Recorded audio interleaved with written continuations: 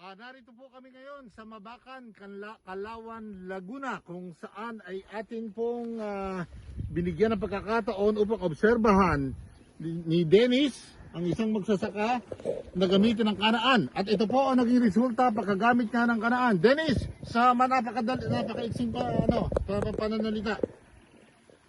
Paggamit ko po ng kanaan, yan po yung naging resulta. Ilagyan ko lang po ng dumi ng hayop. Ang bilis po niyan lumaki kumpara po dun sa hindi nagamitan ng kanaan. Alin ba dito ang hindi naggamitan ng kanaan? Ito po sa kabila. So, sa tingin mo talagang ang kanaan application makakatulong ha? Tingnan nga natin yung walang kanaan. Dito po sa kabila.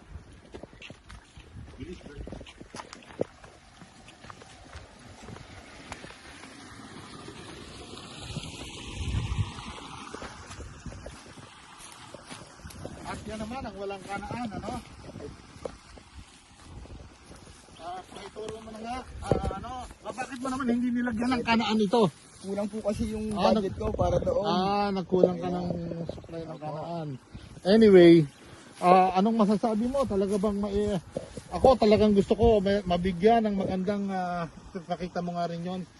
Kulang na kulang, tinan mo naman, ikumpara mo doon sa kabilang may kanaan. Ito may space, yung walang space, tinan mo yun, no? Anyway, siguro baka sa pagsasahid mo mga nahasip ng...